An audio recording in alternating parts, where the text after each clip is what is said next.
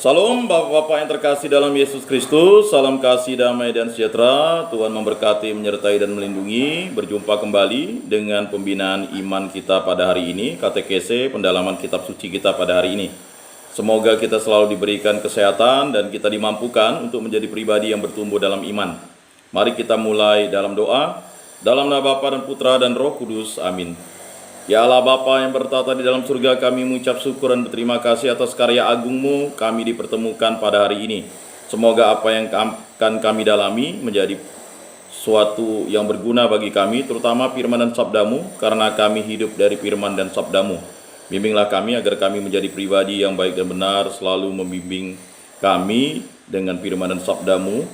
Dan yang paling utama, Roh Kudus selalu berkarya dalam hati kami, sehingga kami selalu menjadi pribadi yang dapat berubah dan selalu mewartakan kabar gembira kerajaan Allah di tengah-tengah kondisi apapun dalam diri kami. Semua doa ini kami serahkan dengan perantaraan Tuhan kami Yesus Kristus yang hidup dan beraja kini dan sepanjang segala masa.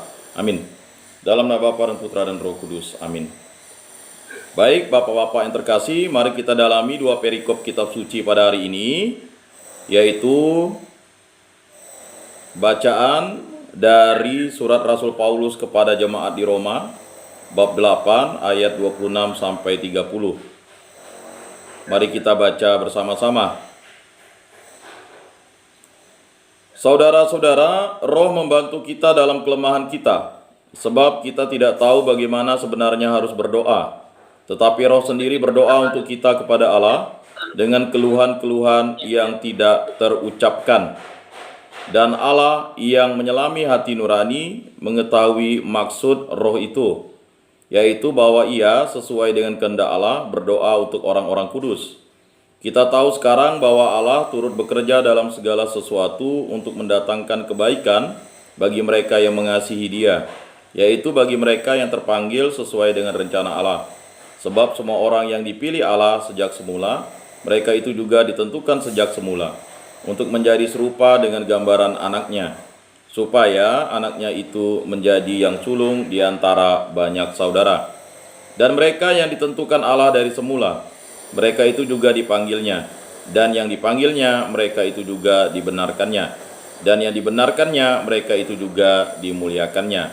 Demikianlah sabda Tuhan, syukur kepada Allah. Mari kita lanjutkan dengan Injil suci Yesus Kristus menurut Santo Lukas bab 13 ayat 22 sampai 30. Dalam perjalanannya ke Yerusalem, Yesus berkeliling dari kota ke kota dan dari desa ke desa sambil mengajar. Maka bertanyalah orang kepadanya, "Tuhan, sedikit sajakah orang yang diselamatkan?" Jawab Yesus kepada orang-orang di situ, "Berusahalah masuk melalui pintu yang sempit itu, sebab aku berkata kepadamu, banyak orang akan berusaha untuk masuk tetapi tidak akan dapat. Jika tuan rumah telah bangkit dan menutup pintu, kalian akan berdiri di luar dan mengetok-ngetok pintu sambil berkata, 'Tuan, bukakan pintu bagi kami.' Tetapi dia akan berkata, 'Aku tidak tahu dari mana kalian datang.' Maka kalian akan berkata, 'Kami telah makan dan minum di hadapanmu, dan engkau telah mengajar di jalan-jalan kota kami.' Tetapi ia akan berkata, 'Aku tidak tahu dari mana kalian datang. Enyahlah dari hadapanku, hai kalian semua yang melakukan kejahatan. Di sanalah akan terdapat ratap dan kertak gigi. Apabila kalian melihat Abraham dan Ishak dan Yakub dan semua nabi ada di dalam kerajaan Allah, tetapi kalian sendiri dicampakkan keluar, dan orang akan datang dari timur dan barat, dari utara dan selatan, dan mereka akan duduk makan di dalam kerajaan Allah. Ingatlah, ada orang terakhir yang akan menjadi terdahulu, dan ada yang terdahulu yang akan menjadi yang terakhir." Demikianlah Injil Tuhan. Terpujilah Kristus. Semoga dengan pewartaan Injil suci ini iman kita selalu diteguhkan. Amin. Bapak-bapak yang terkasih dalam Yesus Kristus, hari ini kita diingatkan kembali bagaimana perjalanan hidup beriman kita itu adalah sesuatu kehendak dari Allah. Kehendak dari Allah itu adalah suatu anugerah. Anugerah itu adalah misteri agung Allah yang diberikan kepada kita, sehingga kita menjadi jemaatnya, menjadi umatnya, menjadi pengikutnya, dan akhirnya kita mendapat kasih karunia Yesus Kristus sebagai pendamaian akan kita dan Allah. Karena tanpa Yesus Kristus kita tidak akan bisa sampai ke dalam kerajaan Allah. Bukan karena iman kita bisa diselamatkan, tetapi karena Yesus Kristuslah yang menyelamatkan kita. iman kita itu adalah anugerah, tetapi anugerah itu bisa menjadi bencana bagi kita jika kita berbalik untuk tidak beriman kepada Allah Tritunggal Maha Kudus. Begitu juga dengan harapan kita. Harapan kita adalah ketika kita beriman, kita menjawab cinta Tuhan, dan kita mencintai Tuhan dengan segenap hati, segenap jiwa, segenap akal budi, segenap kekuatan, dan mencintai sesama seperti mencintai diri sendiri. Tetapi jika harapan kita putar balikkan, lalu kita tidak lagi mencintai Tuhan Allah, maka iman dan harapan itu menjadi sia-sia, dan akhirnya kita tidak akan mendapat anugerah kasih. Kasih itu adalah dari kasih Bapa, kasih Yesus Kristus, dan kasih Roh Kudus. Bapak-bapak yang terkasih dalam Yesus Kristus, bacaan dari surat Rasul Paulus kepada jemaat di Roma ini mengingatkan kembali bagi mereka yang mengasihi Tuhan, segala sesuatu mendatangkan kebaikan. Jadi iman, harapan, dan kasih itu menuntun orang-orang untuk mendatangkan kebaikan. Jadi yang baik itu berasal dari Allah. Jadi semua yang baik itu berasal dari Allah. Makanya kebaikan itu datang dari kasih Allah. Dan bagaimana kasih Allah itu bisa datang di hadirat kita kalau kita tidak mengasihi Tuhan Allah? Maka Rasul Paulus mengingatkan jemaat di Roma dan mengingatkan kita sebagai pengikut jalan Tuhan, pengikut Yesus Kristus, sebagai orang Kristen, orang yang percaya kepada Allah Tritunggal Maha Kudus, orang yang harusnya beriman setia dan teguh kepada Allah Tritunggal Maha Kudus, kepada Allah Bapa, Putra, dan Roh Kudus. Maka Rasul Paulus selalu mengatakan saudara-saudara. Kata saudara-saudara itu mengingatkan kita sekali lagi, kita dipilih Allah, bukan kamu yang memilih aku, akulah yang memilih kamu. Aku adalah jalan, kebenaran, dan hidup. Kita diangkat menjadi satu saudara dalam Kristus karena jasa Yesus Kristus. Karena Yesus Kristuslah kita diangkat dan boleh menyebut Allah Bapa itu adalah Bapa kita. Sehingga kita mendapat kasih karunia itu menjadi putra-putri Allah, menjadi murid-murid Kristus, menjadi kenisa Roh Kudus, menjadi ciptaan baru, dan memperoleh karunia keselamatan. Nah, apa yang kau ikat di dunia akan terikat di surga, apa yang kau lepaskan di dunia akan terlepas di surga. Tak selai rambutmu pun tidak dihitung oleh Allah Bapa di surga. Barang siapa menyesatkan anak kecil ini, hendaknya di lehernya digantung batu kilangan dan dicampakkan ke dalam laut. Bapak-bapak yang terkasih dalam Yesus Kristus, saudara-saudara, Roh membantu kita dalam kelemahan kita. Jadi Roh Kudus atau Roh itu adalah yang membantu kelemahan kita. Jadi kelemahan kita dicukupi oleh Tuhan Allah dengan Roh Kudus. Roh Kuduslah yang membimbing, menuntun, dan melindungi kita. Beberapa kali pertanyaan kepada saya, bagaimana kita tahu Roh Kudus itu memenuhi hati, jiwa, akal budi, kekuatan kita? Ya, kita tahu dari kasih kita. Jadi sesuatu yang dituntun oleh Roh, yang berasal dari kasih Tuhan, yang berasal dari Yesus Kristus, itu mendatangkan kebaikan. Tapi kalau mendatangkan kejahatan, itu bukan berasal dari Roh, bukan berasal dari Roh Kudus. Sebab kita tidak tahu bagaimana sebenarnya harus berdoa. Jadi bapak-bapak yang terkasih, kalau kita tidak dituntun oleh Roh Kudus, kita tidak akan bisa berdoa. Makanya murid-murid Kristus, para rasul itu percaya bahwa Yesus adalah Kristus, Yesus adalah Roh Kudus, Yesus adalah Allah.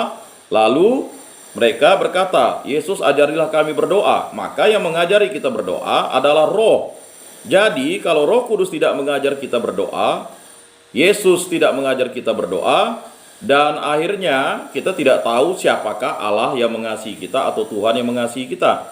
Maka Yesus itu berdoa kepada Bapanya. Sebenarnya Yesus sebagai Roh Kudus mengajar kita berdoa. Maka ada pertanyaan dari Pak Lulu tempo hari, kok Yesus berdoa kepada Tuhan? Padahal Yesus adalah Tuhan. Yesus memberikan teladan karena Yesuslah Roh Kudus. Roh Kuduslah yang menuntun kita berdoa. Pernyataan ini dijawab oleh Rasul Paulus dengan tuntas dan jelas. Tetapi Roh sendiri berdoa untuk kita kepada Allah. Luar biasa. Roh sendiri berdoa untuk kita kepada Allah. Dengan keluhan-keluhan yang tidak terucapkan. Jadi bapak-bapak yang terkasih, Roh Kudus itu membantu kita, menolong kita, menghibur kita untuk menyelesaikan keluhan-keluhan yang tidak terucapkan. Keluhan-keluhan itu ada di dalam hati kita. Jadi kalau orang berdoa itu, berdoa menggunakan hati, berdoa menggunakan jiwa, berdoa menggunakan akal budi, berdoa menggunakan kekuatan. Nah, kekuatan itu Itulah dia, pikiran, perkataan, perbuatan, ya. Nah itu. Nah, Bapak-bapak yang terkasih dalam Yesus Kristus, surat Rasul Paulus ini menjawab pertanyaan-pertanyaan kita. Mengapa Yesus itu berdoa kepada Bapanya? Karena Yesus itu Roh Kudus, Dia menuntun kita, maka Roh Kudus itu menuntun kita berdoa sehingga kita berdoa kepada Bapa di surga. Nah, dan Allah yang menyelami hati nurani mengetahui maksud roh itu, yaitu bahwa ia sesuai dengan kehendak Allah berdoa untuk orang-orang kudus. Bapak-bapak yang terkasih dalam Yesus Kristus, ini merupakan suatu pernyataan Rasul Paulus mengenai bagaimana Roh Kudus itu menuntun kita. Roh kebaikan itu yang menuntun kita, dan Allah tahu menyelami hati kita, karena Allah yang bisa menyelami hati kita. Ya, setan tidak bisa menyelami hati kita. Hanya Allah lah yang bisa menyelami hati kita, karena Allah lah yang menciptakan kita. Maka Allah tahu segala apa yang di dalam isi hati kita. Maka jangan heran orang Farisi, para imam dan ahli-ahli Taurat, para tua Yahudi itu kebingungan ketika Yesus tahu isi hati mereka, tentang kedegilan hati mereka, tentang kebengisan hati mereka, tentang kejahatan hati mereka. Makanya mereka merasa iri dan cemburu dengan Yesus karena mereka tahu persis bahwa yang mengetahui kedalaman hati manusia itu hanya Tuhan Allah, hanya YHWH, Yahweh, Elohim. Ya, maka beberapa waktu tempo hari kan bertanya, mengapa Yesus menyatakan pernyataan Eloi Eloi lama sabachthani? Ya, Allahku Allahku mengapa engkau meninggalkan aku? Itu sebenarnya pernyataan untuk memberikan penegasan bahwa manusia itu tidak boleh meninggalkan Allah. Makanya Yesus menyampaikan firman itu sebagainya bentuk ungkapan bagaimana manusia yang gelisah ketika dia harus menghadapi siksaan yang berat. Nah, sebenarnya Allah tidak pernah meninggalkan kita manusia, kitalah yang meninggalkan Allah. Sehingga pernyataan itu sebenarnya ingin menegaskan bahwa ya selalu bersandarlah kepada Tuhan Allah. Bapak-bapak yang terkasih dalam Yesus Kristus, ya. Nah, mengetahui maksud roh itu yaitu bahwa ia sesuai dengan kehendak Allah berdoa untuk orang-orang kudus. Siapakah orang-orang kudus? Sebenarnya orang-orang kudus itu adalah kita yang telah dibaptis. Kita dibaptis menjadi satu kudus, menjadi universal, menjadi pengikut ya Yesus Kristus dalam warisan para rasul. Nah, sebenarnya itu ya bapak-bapak itu sudah dikuduskan, ya tidak lagi memperoleh doa asal, ya atau dosa asal, ya. Artinya bapak-bapak yang terkasih ini adalah orang-orang kudus. Tetapi mengapa kekudusan kita itu menjadi berkurang atau menjadi hilang? Karena kita mencemarkan diri kita. Kita menyeret diri kita, kita membuat diri kita seperti tempo hari ya. Minggu lalu dibahas bagaimana kita ya lalu membuat diri kita ya hidup dalam kelaliman dengan menjeret anggota tubuh kita. Ya, anggota tubuh kita itu kita seret ke dalam kejahatan, ya, kaki, tangan, mulut, ya, semua kita gunakan untuk kelaliman, sehingga akhirnya kekudusan kita itu dan Roh Kudus tidak mau tinggal di dalam diri kita. Jadi orang yang melakukan kejahatan di dalam dirinya tidak ada kepenuhan Roh Kudus. Orang yang bisa mengalahkan kejahatan di dalam dirinya ada kepenuhan Roh Kudus. Nah, Roh Kudus itu mau tinggal di dalam orang-orang kudus karena dirinya kudus. Ya, artinya Roh Kudus itu hanya mau tinggal kepada orang-orang yang kudus dengan pernyataan pertobatan kita. Bagaimana kita mengembalikan kekudusan kita? Ya, dengan pengampunan dari Allah Bapa di surga, dengan pertobatan kita. Bagaimana kekudusan kita itu menjadi nyata? Dengan kita mencintai Tuhan Allah dengan segenap hati, segenap jiwa, segenap akal budi, segenap kekuatan, dan mencintai sesama manusia seperti diri sendiri. Jadi kalau kita melakukan kejahatan kepada orang lain, ya bagaimana Roh Kudus mau tinggal di dalam diri kita dan kita tidak memiliki kekudusan itu? Atau Roh Kudus tidak mau melindungi kita, bukan karena Roh Kudus tidak mau melindungi kita, karena kitalah yang keluar dari Yesus Kristus atau keluar dari Roh Kudus itu. Jadi surat Rasul Paulus ini mengingatkan kembali diri kita bahwa kita harus tinggal di dalam Yesus Kristus, bukan ya di luar Yesus Kristus, karena di luar Yesus Kristus itu tidak ada keselamatan. Nah, keselamatan itu hanya ada pada Tuhan Allah, dan Tuhan Allah itu mengasihi umatnya. Kasih Tuhan Allah itu tiada terbatas. Kita tahu sekarang bahwa Allah turut bekerja dalam segala sesuatu untuk mendatangkan kebaikan bagi mereka yang mengasihi Dia. Nah ini Jadi Allah bekerja di dalam diri orang-orang yang mau ya mendatangkan kebaikan bagi mereka ya. Artinya kebaikan Allah itu tiada batasnya. Kalau kita melakukan kejahatan, tidak adalah kebaikan Allah di dalam diri kita. Makanya untuk mendatangkan kebaikan bagi mereka yang mengasihi Dia. Jadi mengasihi Allah itu adalah totalitas. Jadi kalau kita tidak mengasihi Tuhan Allah, berarti kita juga tidak mengasihi sesama. Ya, agak aneh kalau kita mengasihi sesama lalu kita tidak mengasihi Tuhan Allah. Pasti ada maksud tujuan tertentu. Ya, karena Allah menciptakan manusia itu ya kan baik adanya. Makanya mencintai Allah itu berarti kita mencintai Allah dengan sepenuh hati, ya, dengan sepenuh jiwa, dengan sepenuh kekuatan, sepenuh akal budi, dan mencintai sesama manusia seperti diri sendiri. Makanya kalau kita ingin memperoleh pengampunan dari Allah, ingin mendapat rahmat Allah, kita ingin ya kepenuhan Roh Kudus ada dalam diri kita, ya kita harus mengasihi sesama kita dan mengampuni. Jadi kalau orang berbuat salah kepada kita, kita mengampuni dengan cara apa? Melakukan pernyataan tobat. Dalam gereja Katolik itu ada namanya sakramen tobat. Tetapi sebelum sampai ke sakramen tobat, orang itu harus ada rasa penyesalan, ya. Kemudian rasa penyesalan, kemudian ada memberikan pengampunan, kemudian menyatakan diri itu bersalah, saya berdosa, saya sungguh berdosa. Setelah itu harus mendapat berkat dari Allah Bapa di surga, sehingga dosanya dihapuskan, sehingga dia hidup baru dan menjadi kudus kembali. Jadi rahmat Roh Kudus itu menguduskan kita. Makanya berdosa kepada Bapa, kepada Anak, dosamu bisa diampuni. Tetapi kalau menghujat Roh Kudus, dosamu tidak bisa diampuni. Itulah orang-orang yang tidak mau bertobat dan tidak melakukan keinginan atau kehendak dari Allah Bapa di surga. Nah, kita tahu sekarang bahwa Allah turut bekerja dalam segala sesuatu untuk mendatangkan kebaikan bagi mereka yang mengasihi Dia, yaitu bagi mereka yang terpanggil sesuai dengan rencana Allah. Jadi kata terpanggil itu bukan kita yang memilih Allah, ya, tetapi Allah lah yang memilih kita, dan kita dipanggil oleh Allah untuk maksud dan tujuan rencana Allah.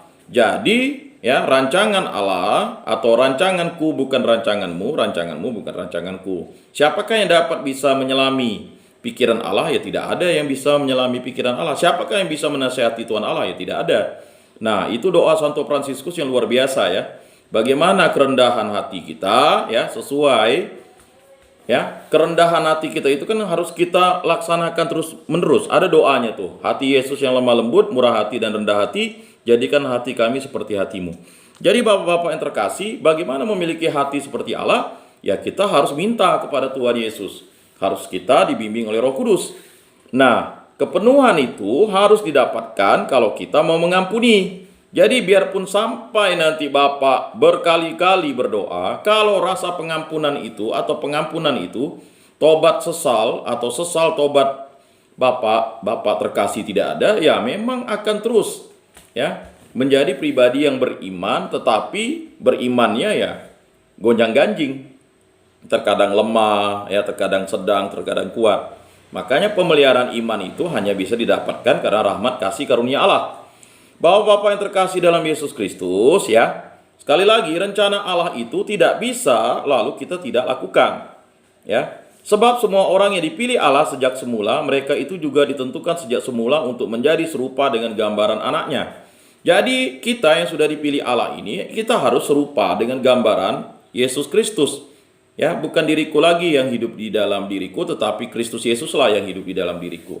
Jadi sebagai orang-orang Kristen, kita harus tahu bahwa Yesus Kristuslah yang hidup di dalam diri kita. Bagaimana kita bisa tahu Yesus Kristus hidup di dalam diri kita? Ya kita tahu karena kepenuhan Roh Kudus itu menyertai kita. Tetapi kalau kita berbuat jahat, berbuat kelaliman, berbuat kejaliman, berbuat hal-hal dosa, ya berarti kepenuhan Roh Kudus itu tidak ada di dalam diri kita.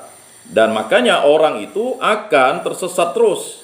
Ya, kalau dia tidak memperoleh rahmat pengampunan, dia akan menjadi tersesat dan dia akan menjadi orang yang terkutuk. Nah, makanya orang yang telah dibaptis ya dan tahu bahwa rahmat Allah itu ya dan harus mengasihi Tuhan Allah dan mengasihi sesama, tidak melaksanakannya akan mendapatkan banyak pukulan.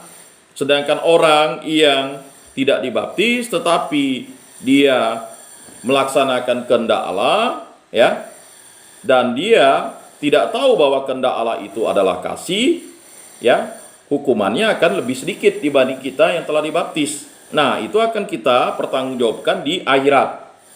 Nah, Bapak-bapak yang terkasih, sebab semua orang yang dipilih Allah sejak semula, mereka itu juga ditentukan sejak semula untuk menjadi serupa dengan gambaran anaknya. Jadi ayat ini saya ulangi, ya. Karena Allah telah memilih kita. Sebelum dunia dijadikan, engkau telah dipilih Allah. Engkau telah dilukis di telapak tangan Allah. Bukan kamu yang memilih, ya, aku, tetapi akulah yang memilih kamu. Aku adalah jalan, kebenaran, dan hidup.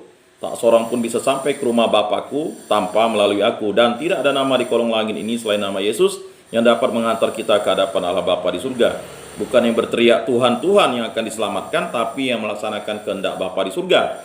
Jadi jelas, ya, Rasul Paulus ini mengatakan bahwa kehendak Bapa di surga itu, rencana Bapa di surga itu harus digenapi. Makanya Yesus taat sebagai anak dan Yesus wafat di salib itu sebagai, ya, rencana Allah, dan kita harus mengikuti rencana Allah, ya. Barang siapa yang tidak menyangkal dirinya dan memanggul salibnya, dia tidak layak bagi aku. Nah, Bapak-bapak yang terkasih dalam Yesus Kristus, itulah tuntunan Roh Kudus kepada kita, sehingga kita dipimpin oleh Roh Kudus, dan kepenuhan Roh Kudus itu selalu tinggal di dalam diri kita bagi orang-orang yang beriman, percaya kepada Allah Tritunggal Maha Kudus. Tetapi ingat, ya, keselamatan itu hanya bisa diperoleh melalui jalan Yesus Kristus. Ya, walaupun orang beriman setinggi-tingginya, beriman semaksimal mungkin, kalau dia tidak tahu jalan, ya, tidak tahu jalan dan tidak tahu kebenaran dan tidak tahu hidup itu adalah Yesus Kristus, yang memberi hidup itu adalah Yesus Kristus, yang menuntun kita adalah Roh Kudus, ya, dia tidak akan bisa sampai ke hadirat Bapa walaupun berteriak Tuhan, Tuhan. Sebab semua orang yang dipilih Allah sejak semula, mereka itu juga ditentukan sejak semula untuk menjadi serupa dengan gambaran anaknya, supaya anaknya itu menjadi yang sulung di antara banyak saudara. Jadi Yesus Kristus itu adalah yang sulung, sedangkan kita adalah, ya, saudara-saudari angkat Yesus Kristus. Karena dia adalah buah sulung, maka dia satu-satunya, ya, sedangkan kita adalah orang yang mengikuti buah sulung itu atau yang mengikuti, ya, Yesus Kristus itu. Kata sulung ini sebenarnya ingin mengatakan bahwa berkat itu diberikan yang utama dan paling utama. Makanya kita tahu bangsa Israel itu kan, ya, menyatakan Allah Abraham, Allah Ishak, Allah Yakub, hak kesulungan itu, berkat kesulungan itu. Ya, walaupun Yakub dan Esau itu, kalau secara tradisi Yakub dan Esau itu abangnya, tetapi abangnya telah menjual hak kesulungan ketika makan, ya, kacang merah, ya, lalu menjual kesulungannya. Nah, itulah kesalahan dari Esau. Jadi kesulungan itu, makanya hak kesulungan itu telah diberikan kepada kita melalui Yesus Kristus. Makanya Bapak-bapak yang terkasih, kalau menjadi Kristen lalu tidak percaya dengan hak kesulungan Yesus Kristus atau Yesus yang sulung yang berasal dari Allah, berarti kita sia-sia beriman. Nah, ini merupakan sesuatu hal yang harus kita laksanakan. Dan surat Rasul Paulus ini menegaskan, dan mereka yang ditentukan Allah dari semula, mereka itu juga dipanggilnya. Jadi kita dipanggilnya. Pak Agus pernah bertanya, bagaimana saya dipanggil menjadi pengikut Kristus? Karena Pak Agus telah dipilih. Sebelum dunia dijadikan, engkau telah dipilih Allah. Engkau telah dilukis di telapak tangan Allah. Jadi Bapak-bapak yang terkasih, rahasia misteri agung itu hanya bisa dipecahkan ketika orang itu mau dibaptis dan dia akhirnya dipanggil oleh Allah. Nah, perantaraan siapa? Perantaraan Roh Kudus. Roh Kudus melalui alatnya ya hamba-hamba Allah. Nah, itu dia.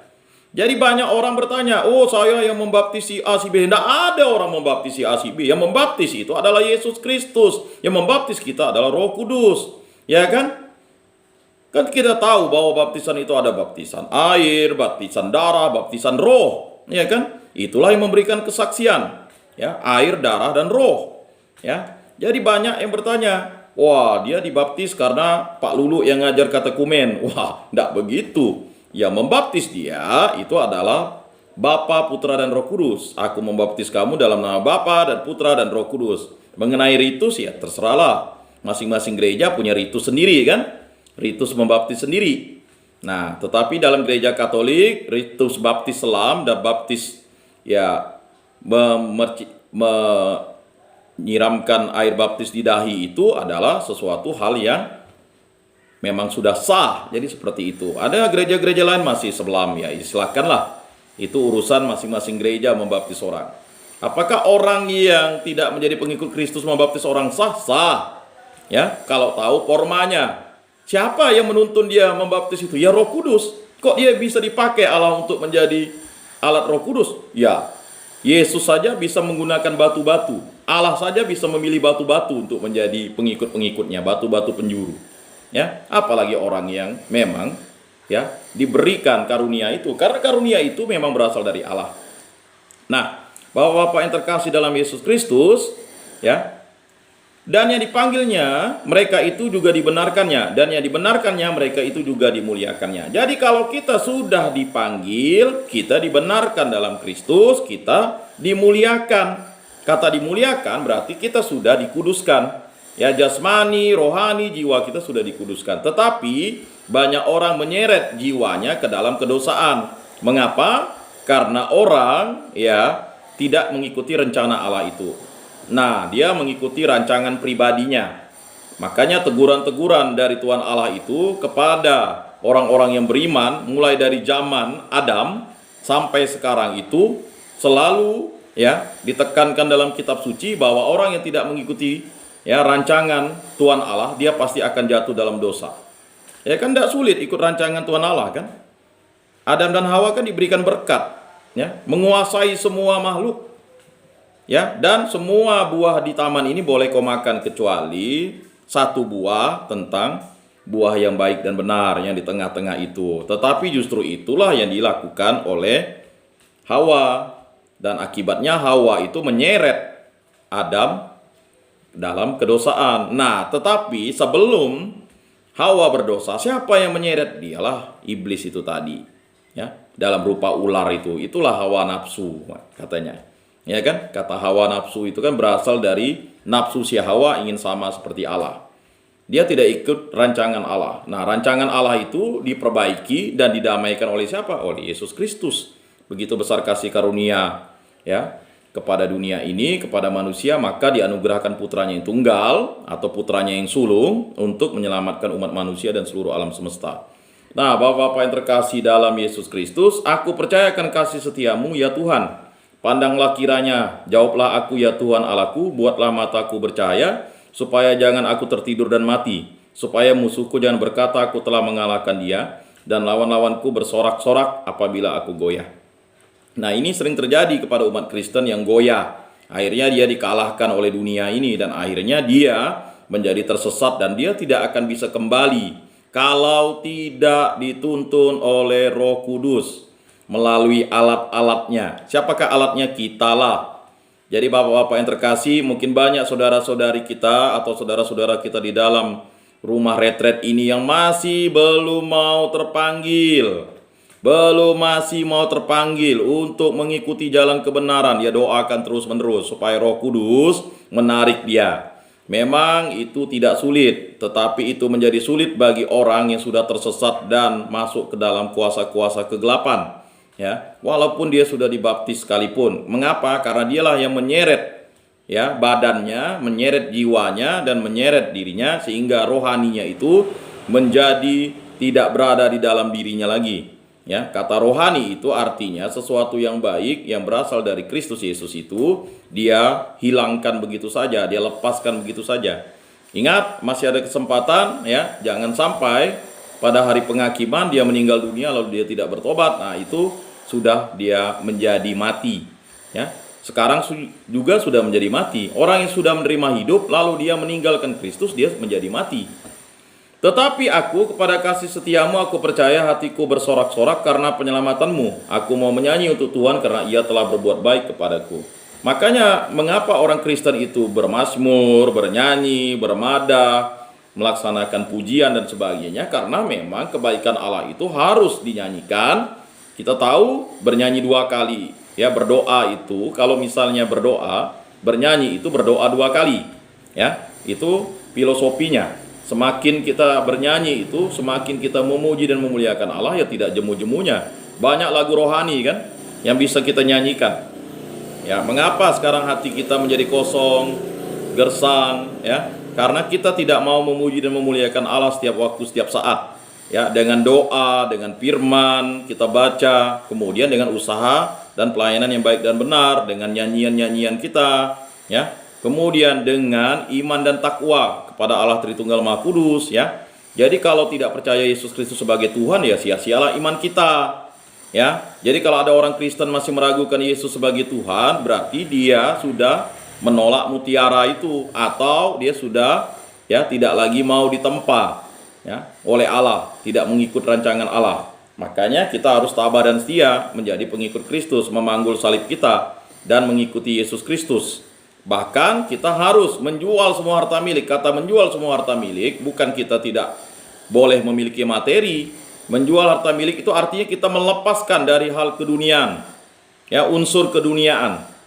Kita kan sering terikat. Mengapa tidak ke gereja? Takut di kamar retretnya makanan tak dibagi, atau takut dicuri, Nah, ini kan kita sudah sebenarnya belum bisa melepaskan. Kata menjual harta milik itu bukan Yesus tidak mau orang-orang Kristen itu bermateri, tidak, tetapi harta milik itu tidak ada gunanya lagi, karena yang paling berguna adalah Kristus Yesus. Tetapi jelas, kalau tidak bekerja, tidak makan. Kata bekerja itu sama. Kalau kita mau roti dari surga, kita harus bekerja untuk Tuhan. Itu maksud Santo Paulus. Kalau kita ingin mendapat berkat, kasih karunia, kepenuhan terus-menerus di dalam diri kita, kita harus melayani Tuhan, harus bekerja untuk Tuhan, harus mewartakan firman dan sabda Tuhan, harus melakukan kegiatan-kegiatan pelayanan. Kan 5 tugas gereja. 5 tugas gereja itu kan apa, Bapak-bapak yang terkasih? Yang pertama adalah liturgia, menguduskan. Yang kedua adalah kerikma, mewartakan. Kemudian yang ketiga adalah diakonia, pelayanan. Berikutnya adalah yang keempat, koinonia, persekutuan. Yang kelima adalah martiria, kesaksian. Nah, bagaimana kita bisa melakukan kesaksian kalau kita tidak dikuduskan, Makanya ada nyanyian, kuduskan tempat ini untuk kami berdoa. Kan biasa begitu kan? Nah, biasanya kalau di gereja Katolik ada air kudus untuk menguduskan orang. Setelah dia masuk ke gereja itu berjumpa dengan Allah. Nah, supaya dia kudus, dia berdoa pribadi.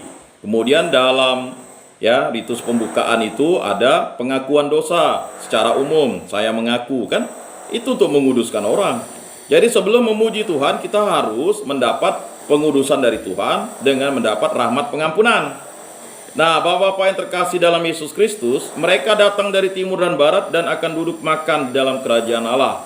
Allah telah memanggil kita untuk memperoleh kemuliaan Tuhan kita Yesus Kristus. Haleluya. Mari kita dalami Injil suci Yesus Kristus menurut Santo Lukas. Dalam perjalanannya ke Yerusalem, Yesus berkeliling dari kota ke kota dan dari desa ke desa sambil mengajar. Jadi perjalanan Yesus dari Galilea atau dari Nazaret sampai ke Yerusalem itu cukup jauh, dari Israel utara ke Israel selatan, melewati desa-desa dan kota-kota. Nah, desa-desa dan kota-kota itulah perjalanan Yesus yang luar biasa. Yesus melaksanakan perjalanan itu sebanyak 3 kali, karena kita tahu Yesus itu memulai karyanya pada usia 30 dan dia disalibkan pada usia 33 kurang lebih. Sehingga perjalanan Yesus dari Yerusalem ini, dia melakukan pengajaran. Itulah pewartaan, kerikma namanya. Apa yang dilakukan Yesus itu untuk menjelaskan bahwa kota Yerusalem itu adalah kota yang diberkati oleh Allah, janji Allah kepada Abraham, Ishak dan Yakub, dan diteruskan sampai ke Nabi Musa, tanah terjanji itu, dan akhirnya Yosua yang mengantar, membawa bangsa Israel masuk melalui kota Yeriko ke tanah Yerusalem itu. Nah, kata Yerusalem itu artinya Yesus dieluk-elukkan di Yerusalem sebagai Raja Yerusalem.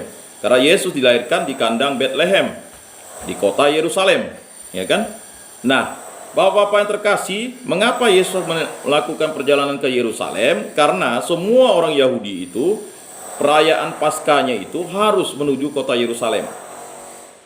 Nah, Yesus berkeliling dari kota ke kota, dari desa ke desa sambil mengajar. Jadi Bapak-bapak yang terkasih, jika Bapak-bapak keluar dari rumah retret ini, jangan lupa mengajar, mewartakan firman, sabda.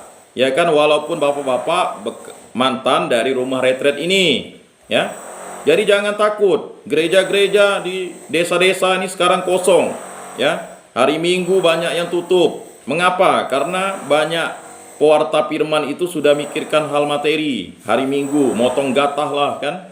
Mungkin jual jintonnya, jual sawitnya, ya. Mungkin jual macam-macam lah, ya. Kalau saya lihat di kota-kotanya itu, kota kabupaten itu ramai hari Minggu, ya kan? Tapi di gerejanya ya setengah mati, ketua umat atau ketua jemaat yang mukul lonceng gereja pun umatnya itu masih narik selimut. Nah, hal ini firman dan sabda Tuhan ini harus kita laksanakan. Bagaimana kita harus mengajar di kota dan di desa. Ya, banyak di antara kita kan sukanya mengajar di kota, enggak becek, enggak belepek bahasa kami itu, ya enggak? Ya kan? Yang namanya orang mau melayani di kampung itu ya harus siap sedia lah, ya kan? Bapak-bapak yang terkasih, banyak orang hanya mau melayani di kota saja, tidak mau melayani di desa. Mengapa? Karena di desa fasilitas kurang, ya, fasilitas kurang, ya, bahkan umat juga bisa berkurang, banyak kebutuhan yang mereka lakukan. Tetapi hal itu harus dilakukan sebagai pewarta. Kita itu kan diutus menjadi murid-murid Kristus untuk melaksanakan yang namanya kerigma. Kerigma itu artinya pewartaan, pengajaran. Nah, pengajaran itu harus dilakukan karena untuk menguduskan orang, dia harus ada pewartaan dulu. Bagaimana orang mau menjadi pengikut Kristus kalau tidak ada yang mewartakan, tidak ada yang mengajarkan? Karena pewartaan pengajaran itu bagi yang sudah dibaptis dan yang bagi yang belum dibaptis. Bapak-bapak yang terkasih ini bahkan luar biasa ya. Dari Senin, Selasa, Rabu, Kamis, Jumat, Sabtu, Minggu, mungkin sampai muntah. Nah, kalau muntah berarti suam-suam kuku kita. Hati-hati ya. Kalau kita dimuntahkan oleh Kristus berarti kita adalah orang yang suam-suam kuku.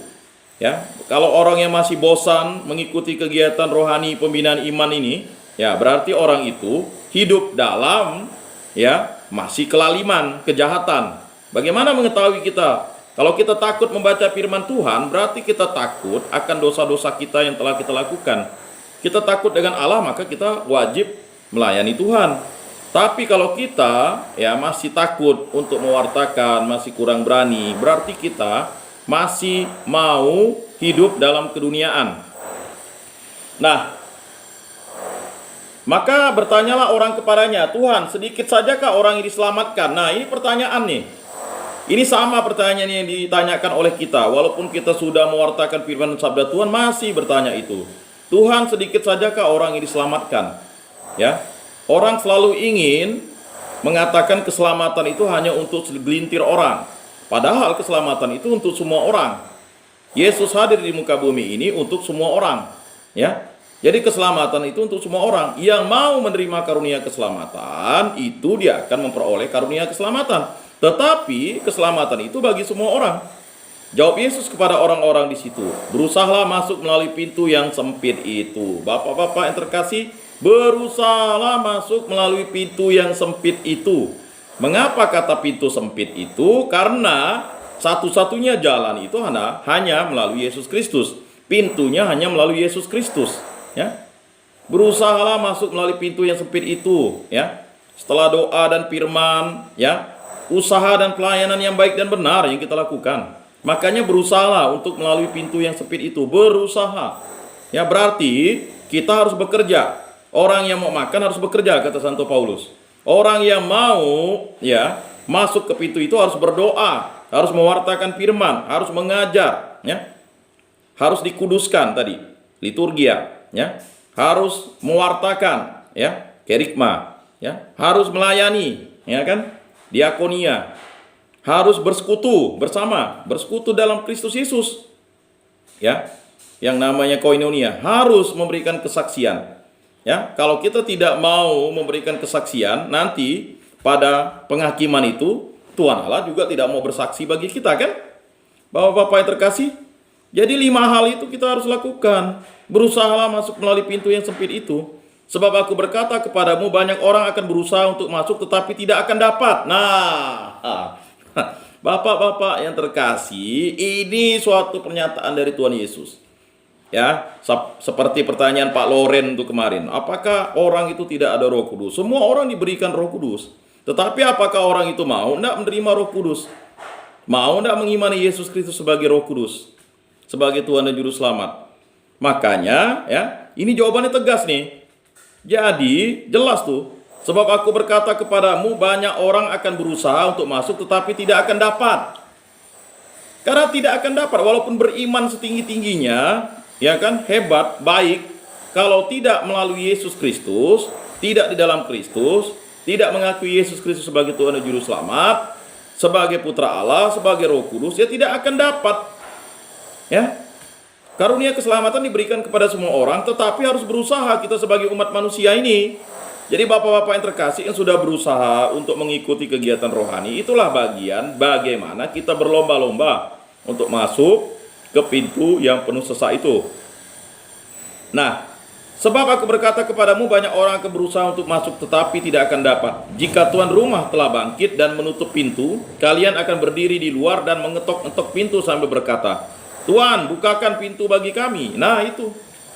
Ini kan sama seperti orang berteriak-teriak, Tuhan, Tuhan, ya kan? Nah, percuma.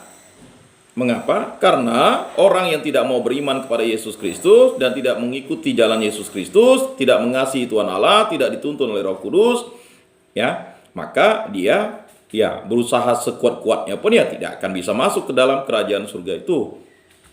Nah, kok begitu? Ya, begitulah dia. Lalu bagaimana? Bagus berbuat jahat saja kan? Percuma saja karena tidak beriman. Oh tidak. Makin orang berbuat jahat, makin dia tidak akan bisa ya menemukan atau karunia Roh Kudus itu tidak akan dia dapatkan karena dia telah menyesatkan dirinya sendiri. Ya. Makanya dia harus didoakan. Ya, harus ada pengudusan. Harus ada pewartaan. Ya. Bapak-bapak yang terkasih dalam Yesus Kristus. Nah, jadi ya percuma kalau sudah ditutup pintunya. Tuhan, bukakan pintu bagi kami, tetapi dia akan berkata, aku tidak tahu dari mana kalian datang. Nah, ini kan sebenarnya sindiran atau ya perkataan Yesus untuk orang-orang Farisi, ahli-ahli Taurat, para imam yang merasa sombong. Ya. Bahwa Yesus datang, mereka tidak sambut, ya. Jadi seperti itu. Jadi setiap minggu itu kan kita harus menyambut kehadiran Tuhan Allah, ya. Tetapi kita sia-siakan waktu itu, ya.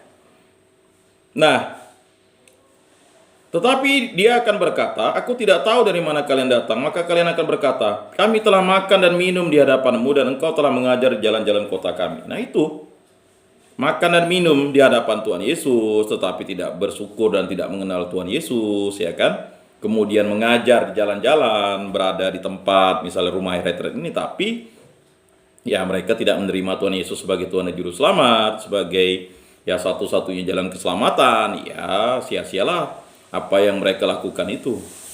Ya, apakah orang yang melakukan kebaikan itu sia-sia? Tidak. Kebaikan itu dituntun oleh Roh Kudus. Mereka akan bisa diselamatkan kalau menerima Yesus Kristus sebagai Tuhan dan Juru Selamat. Bagaimana caranya? Itu rahasia Allah, misteri agung Allah.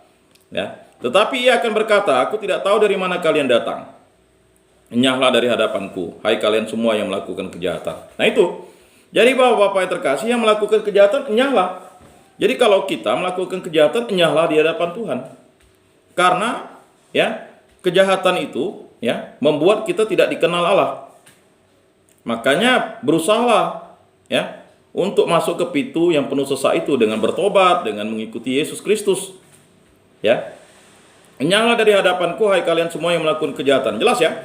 Yang melakukan kejahatan itu harus enyah.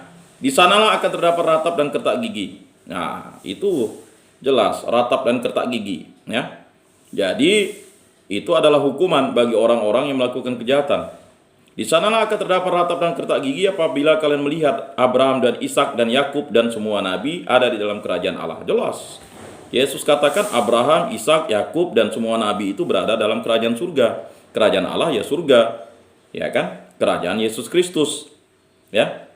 Jelas di situ. Jadi tidak ada lagi orang bisa bertanya di mana Abraham, di mana Ishak, di mana Yakub, di mana para nabi. Itu sudah berada dalam kerajaan Allah.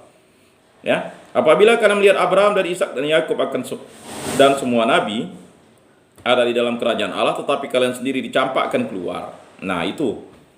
Jadi dicampakkan keluar bagi orang yang melakukan kejahatan. Dan orang akan datang dari timur dan barat, dari utara dan selatan, dan mereka akan duduk makan di dalam kerajaan Allah. Nah, dulu berkat itu, karunia itu diberikan kepada bangsa Israel. Jadi berkat itu maksudnya dia memberkati bangsa-bangsa lain harusnya. Tetapi karena kesombongan pribadi, ketegaran tengkuk, mereka tidak mau mencintai Tuhan Allah dengan total, tidak mencintai Tuhan Allah dengan sepenuh hati, sepenuh jiwa, sepenuh akal buni, sepenuh kekuatan, mencintai sesama manusia, akibatnya mereka tercampak. Dan justru semua bangsa itu yang diundang untuk masuk dalam kerajaan Allah dan mau menerima Yesus sebagai Tuhan dan Juru Selamat akan datang dari timur dan barat, dari utara dan selatan, dan mereka akan duduk makan di dalam kerajaan Allah. Jadi akan duduk di dalam kerajaan surga. Ingatlah, ada orang terakhir yang akan menjadi terdahulu, dan ada orang terdahulu yang akan menjadi yang terakhir. Jadi ini sebenarnya penyampaian Yesus kepada bangsa Israel yang sudah dipilih terdahulu, tetapi mereka lalu menunggu-nunggu Mesias. Harusnya mereka sudah tahu bahwa Mesias sudah hadir, Kristus sudah hadir, tetapi karena mereka tidak percaya Yesus Kristus sebagai Mesias, Yesus itu adalah Kristus, Yesus itu adalah Immanuel, akhirnya mereka menjadi yang terakhir. Ini pernyataan Yesus ini luar biasa.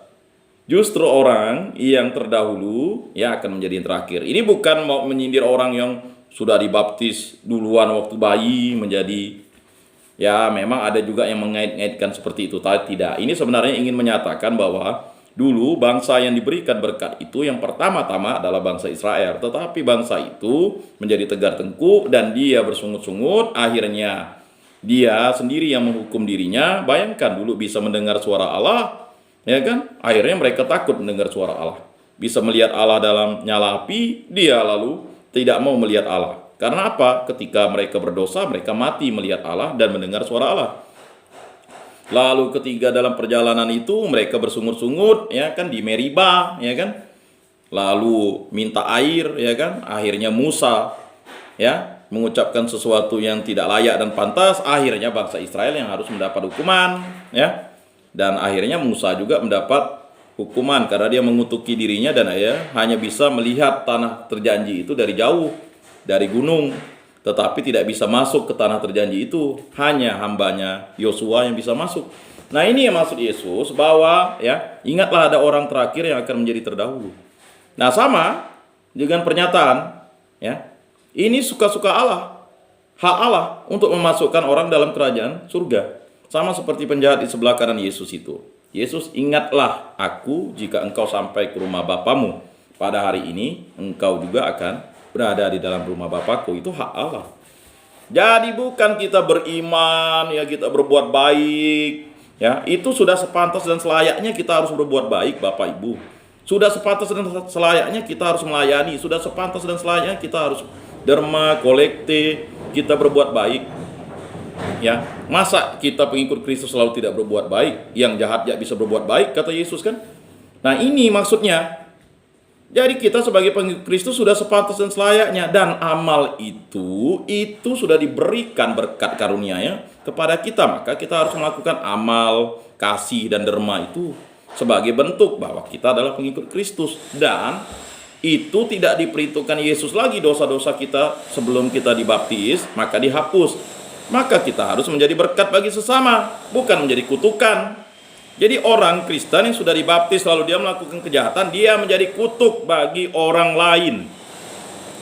Makanya dia menyeret dirinya dalam kedosaan, melakukan dosa-dosa yang akhirnya menutup hubungannya dengan Allah.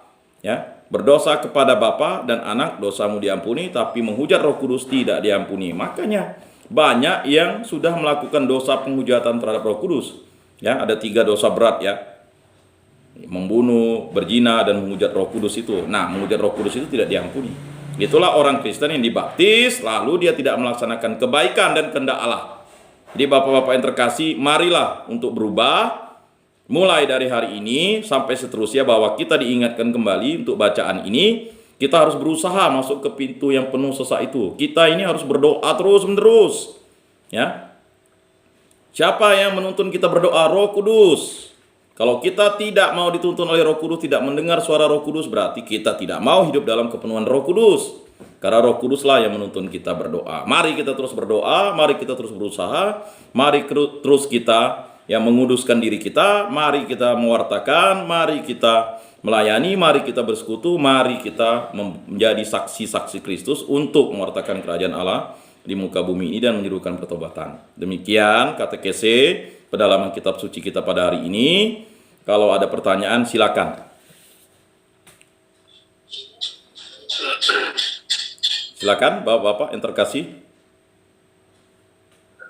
Enggak. Silakan yang mau bertanya. Pak Atis mungkin mau bertanya, Pak Atis. Silakan Pak Atis. Saya bertanya Pak, jadi pertanyaan saya Pak, apakah kita berdoa ini bisa berdoa untuk orang-orang yang telah mendahului kita, itu yang keluarga kita yang meninggal atau orang tua kita yang meninggal. Jadi karena kemarin pun kami mendapat orang meninggal itu tidak bisa lagi didoakan. Tapi menurut saya Pak, itu wujud daripada cinta kasih kita kepada misalnya orang meninggal pun kita menyembah jasanya. Contoh orang tua kita, mantap orang tua kita itu kita tidak bisa. Jadi wajib menurut saya mendoakan orang tua kita yang sudah dipanggil oleh Tuhan. Semoga dia bisa mengampuni dosa-dosa orang tua kita, bisa mendudukan ke para kudus yang di surga. Itu ya Pak pertanyaannya. Baik, terima kasih Pak Atis. Ini pertanyaan yang selalu ditanyakan, ya. Bagaimana kalau misalnya orang-orang yang sudah berjasa atas kehidupan orang-orang yang telah dibaptis itu, orang-orang kudus itu, apakah orang-orang yang sudah memiliki jasa di dunia ini, yang melakukan kebaikan bagi orang kudus itu, dia tidak diampuni oleh Allah Bapa di surga? Nah, pertanyaannya itu kita balikan lagi, ya. Justru karena jasa-jasa mereka, ya, jasa-jasa mereka yang baik itu, kehidupannya di muka bumi ini, maka kita dipilih Allah untuk menjadi pengikut Kristus.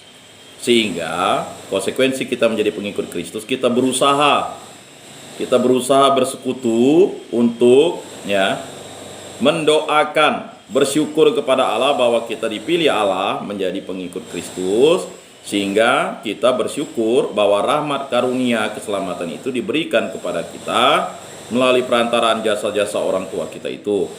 Maka sebenarnya harus dipahami konsep untuk misalnya kita menyampaikan intensi itu kan sebenarnya ucapan syukur bahwa kita telah diselamatkan Allah dan kita mau bersyukur bahwa orang yang telah meninggal dunia itu, ya, bisa berbahagia dalam kerajaan surga itu karena kehendak dan rahmat Allah. Rahmat dan kehendak Allah itu adalah misteri yang hanya, ya kan, diberikan seturut kehendak Allah. Kita meminta kehendak Allah. Semoga jiwa orang beriman beristirahat dalam ketenteraman, dalam kerajaan Allah. Di mana kerajaan Allah? Ya kerajaan surga. Ya kan? Misalnya kita berdoa, ya kan? Kita kan berdoa kepada Allah. Ya, lalu kita berdoa kepada Allah, mohon pengampunan untuk orang tua kita. Ya sudah sepantas dan selayaknya. Ya, karena kita orang yang harus melaksanakan doa itu karena dituntun oleh Roh Kudus. Maka kita sebagai orang yang beriman itu harus, ya, berdoa untuk minta rahmat pengudusan bagi orang-orang yang memiliki ikatan emosional di muka bumi ini, orang tua kita, saudara kita, ya, orang-orang yang sudah berjasa dalam hidup kita. Karena jasa itu adalah jasa yang dituntun oleh Roh Kudus. Tidak mungkin kebaikan itu tidak berasal dari Roh Kudus. Ya, misalnya Pak Atis, orang tua Pak Atis tak senang dengan Pak Atis. Ya, diselamkan sajalah di air, dipencet saja hidungnya waktu lahir, ya kan? Coba kalau dia tidak dituntun oleh Roh Kudus, dia jahat kan? Iya, dia pecahkan kepala Pak Atis di gong misalnya. Ya kan? Nah, maka kita harus bersyukur atas rahmat itu. Makanya kita mohon rahmat pengampunan terjadi atas orang-orang yang telah memiliki ikatan jasa kepada kita. Makanya keluarga itu dibentuk, ya kan? Sama seperti Nabi Nuh. Kan Nabi Nuh yang diselamatkan siapa? Ya kan? Nabi Nuh, istrinya, anaknya, ya kan? Kan begitu.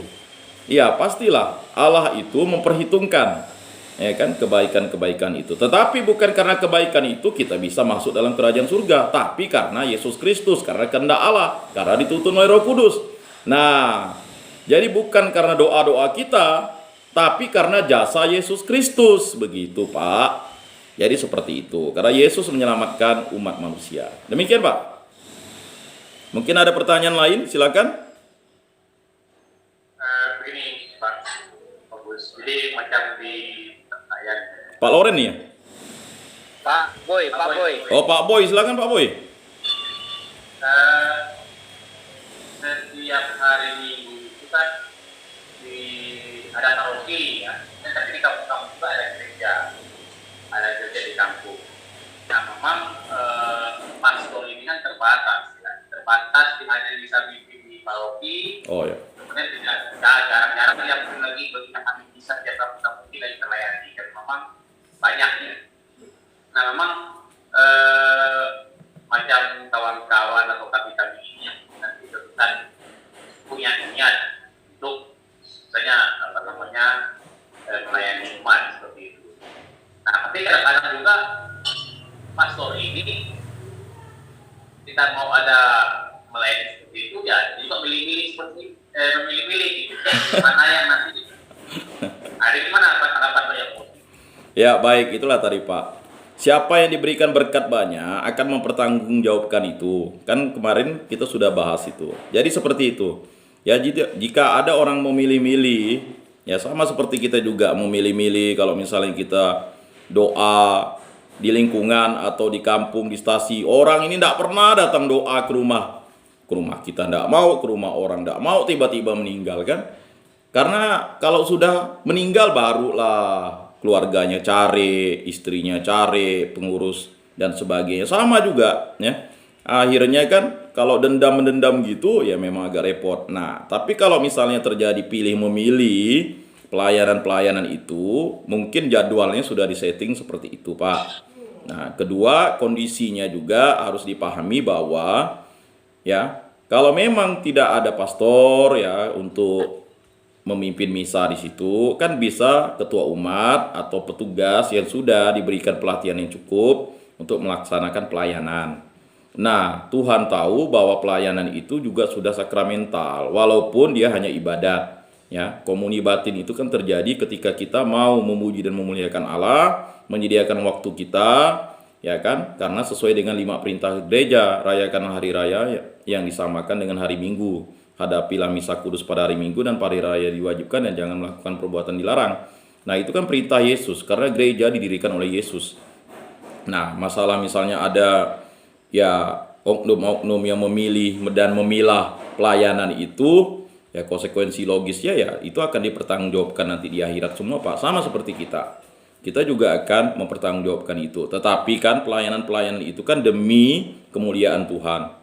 Jadi bukan demi kepentingan kita. Sehingga kita harus berpikir positif bahwa kemuliaan Tuhan itu dilaksanakan kalau kehendak Allah terjadi atas diri kita yang percaya dan kita mau dituntun oleh Roh Kudus, sehingga kita mau dipakai oleh Roh Kudus sebagai alatnya dan kita mau melayani di tempat itu. Maka kitalah yang sebagai pengikut Kristus itu mau melayani.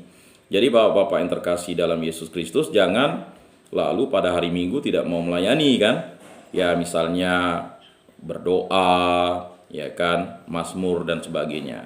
Ya, demikian Pak Boy. Mungkin ada pertanyaan lain? Pak Boy kayaknya mau cabut nih. Masih ada pertanyaan lain? Pak Loren kah? Atau Pak Andre? Atau sudah cukup? Cukup ya? Baik, Pak. Baik, terima kasih Bapak-bapak yang terkasih ya. Oh, atau ada pertanyaan? Enggak jadi? Cukup ya? Baik. Ya, kita akan ketemu minggu depan. Semoga pertanyaan ditampung untuk minggu depan. Terima kasih Pak yang sudah menyediakan waktu hari ini. Semoga Bapak diberikan kesehatan yang baik ya. Mari kita tutup pendalaman kitab suci kita dan katekese kita dengan doa. Dalam nama Bapa dan Putra dan Roh Kudus. Amin. Ya Allah Bapa yang bertata di dalam surga, karena karya agungmu kami dipersatukan di tempat ini. Berkatilah kami yang telah hadir dan yang belum hadir, semoga dapat dituntun oleh Roh Kudus untuk dapat hadir, agar kami mempersiapkan diri untuk selalu siap sedia untuk melayani sesama kami. Berkatilah orang-orang yang kami cintai, istri, anak-anak kami, cucu-cucu kami, orang tua kami yang berada di luar di tempat kami ini. Semoga diberikan kesehatan, dan kami yang hadir ini diberikan kesehatan dan kekuatan untuk selalu tabah dan setia mengikuti jalan salib Yesus Kristus, dan selalu memikul salib kami, karena Engkaulah Tuhan dan Juru Selamat kami yang hidup dan meraja kini dan sepanjang segala masa. Amin. Dalam nama Bapa dan Putra dan Roh Kudus. Amin. Salam kasih, damai dan sejahtera. Tuhan memberkati, menyertai dan melindungi. Salam.